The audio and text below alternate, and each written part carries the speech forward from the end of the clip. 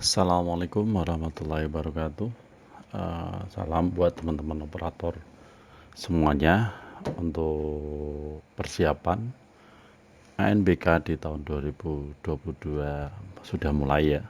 Jadi nanti kita akan belajar 10 yang penting dalam persiapan ANBK di 2022 ini. Untuk yang pertama, ini kita langsung saja untuk membahas langkah-langkah atau persiapan yang perlu kita siapkan sebelum melaksanakan ANBK di tahun ini. Yang pertama mungkin kita harus mendapatkan user atau akun dan password untuk masuk ke ANBK. Jadi untuk user dan password yang dahulu sudah tidak bisa dipakai.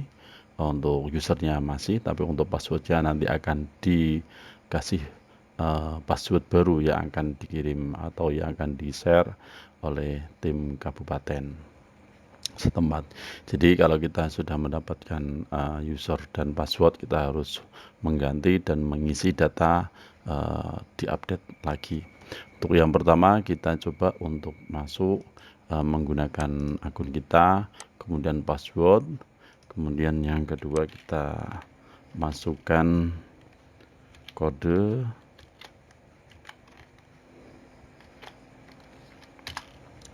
Jadi ini nanti saya akan merekam sesuai scriptnya.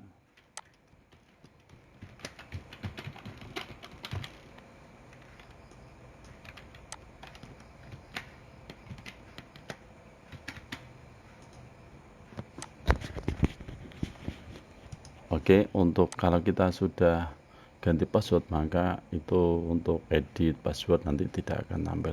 Tapi nanti kalau dari teman-teman semuanya yang baru mendapatkan password, itu nanti akan tampil semacam ini pengaturan akun untuk mengisi nama operator, kemudian password, kemudian diulang lagi, kemudian ada nomor telepon, kemudian kita simpan.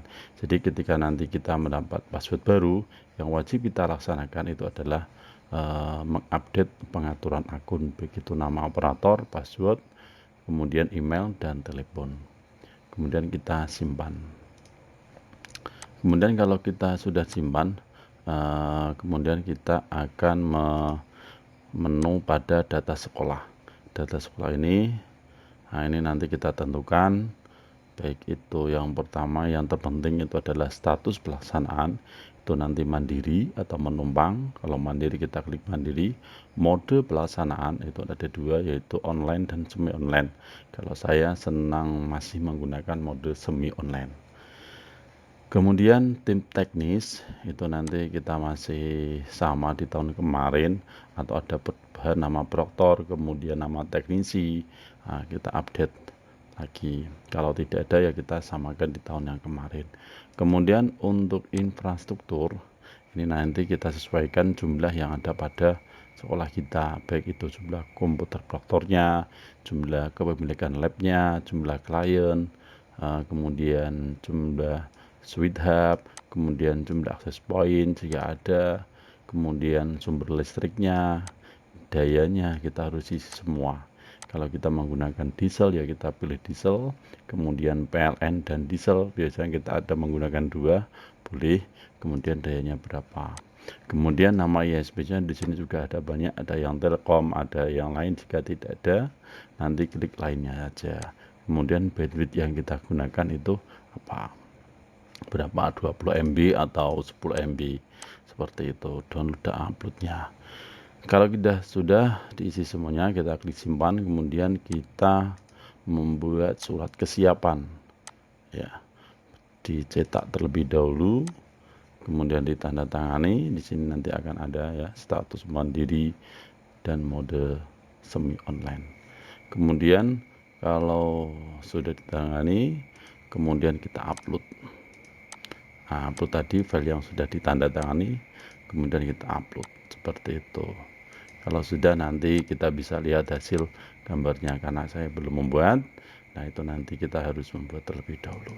Nah, itu adalah teknis yang terpenting itu. Kemudian dari sistem pelaksanaannya, di sini saya merangkum 10 hal yang terpenting. Yang pertama itu adalah dari peserta didik. Peserta didik terdaftar sebagai pangkalan di Dapodik dan EMIS itu harus wajib terdaftar pada dua aplikasi ini, Dapodik dan EMIS, dan memiliki NISN, ini tidak boleh ditolak. Peserta didik yang aktif belajar pada satuan pendidikan yang pertama SDMI atau paket, ULA, dan yang sederajat kelas 5. Jadi ya untuk yang ada di SDMI itu nanti kelas 5 yang bisa mengikuti ANBK. Untuk SMP, MTS, dan sederajat yang diambil itu adalah kelas 8 pada saat pelaksanaan UN. Kemudian untuk yang SMA, MA, MAK, SMK, paket C itu adalah kelas 9. Itu dari peserta didik persyaratan. Itu adalah hal yang terpenting. Yang kedua, pemilihan peserta. Pemilihan peserta ini diambil atau dipilih secara random atau acak oleh sistem yang ditetapkan oleh kementerian. Jadi ini tidak bisa menentukan, ini harus acak. Ya, jadi kita tidak tahu, oh kelas 8A siapa yang ikut, kita tidak tahu, itu adalah diacak dari sistem.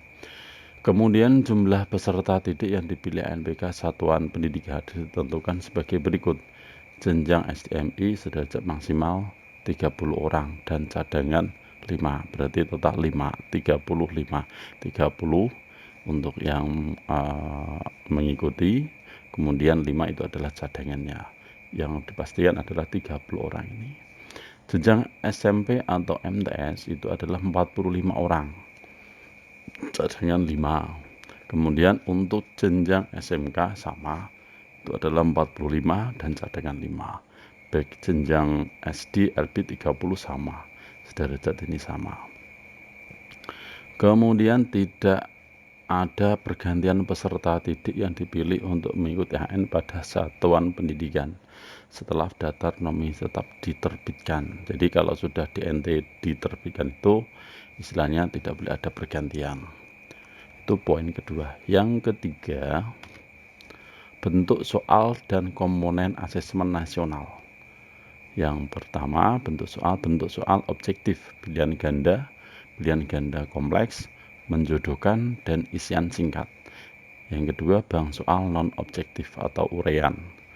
Yang kedua, komponen AKM terdiri atas konten level kognitif, konten dengan yang sebagai berikut: aspek konten, teks sastra, fiksi, dan teks informasi. Seperti itu, literasi, membaca, dan numerasi, bilangan aljabar, geometris, pengukuran data, dan ketidakpastian. Itu adalah komponen yang pertama. Yang kedua, level kognitif atau aspek yang kedua, menemukan informasi, menafsirkan, mengintegrasikan, dan mengevaluasi dan merefleksi, yaitu pada literasi membaca. Seperti itu. Kemudian pada konteks personal, sosial budaya, dan saintifik. Kemudian numerasinya personal, sosial, budaya, dan saintifik. Itu adalah bentuk soal nanti pada pelaksanaan asesmen atau komponen asesmen nasional. Itu poin ketiga. Poin keempat, mode pelaksanaan. Seperti di tahun kemarin, mode pelaksanaan ini masih menggunakan dua, yaitu secara daring dan semi daring, online atau semi online. Seperti itu.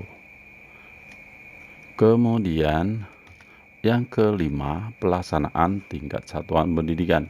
Pelaksanaan dilakukan oleh satuan masing-masing. Pelaksanaan asesmen nasional pendidikan memiliki tugas dan tanggung jawab. Yang pertama, melakukan sosialisasi kepada peserta didik, orang tua, dan wali peserta didik, sehingga pelaksanaannya bisa berjalan sesuai dengan harapan kita semua. Merencanakan pelaksanaan di satuan pendidikan masing-masing. Jadi apa itu satuan pendidikan itu rencananya mau menumpang atau mandiri, itu harus ditentukan terlebih dahulu. Melakukan verifikasi data calon. Nah, ini operator harus jeli dalam pelaksanaan verifikasi calon peserta AN. Melaksanakan simulasi pelaksanaan buka yang sesuai dengan ada jadwal. Jadi pelaksanaan simulasi AN sesuai dengan jadwal yang ditentukan oleh pusat. Itu yang kelima, penting itu. Yang keenam itu adalah prosedur pelaksanaan. Ruang AN untuk peserta didik. Ruang asesmen aman, layak untuk pelaksanaan ANBK, terutama pada labnya itu. Satuan pendidikan pelaksanaan pembagian sesi untuk setiap peserta komputer, beserta komputer yang akan digunakan.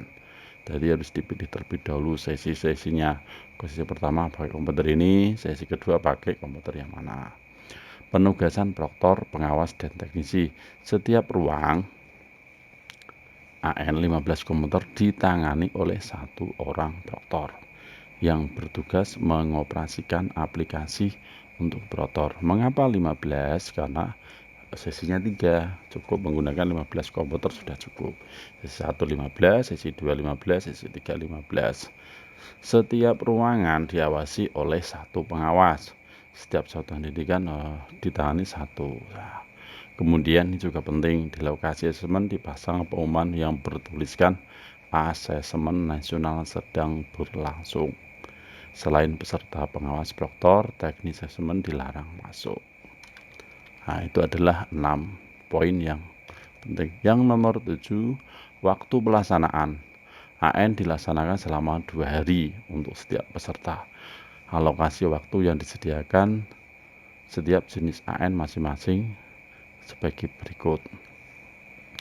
SDMI pakai sederajat, hari pertama latihan 15 menit, 17 menit literasi, kemudian survei karakter di 30 menit.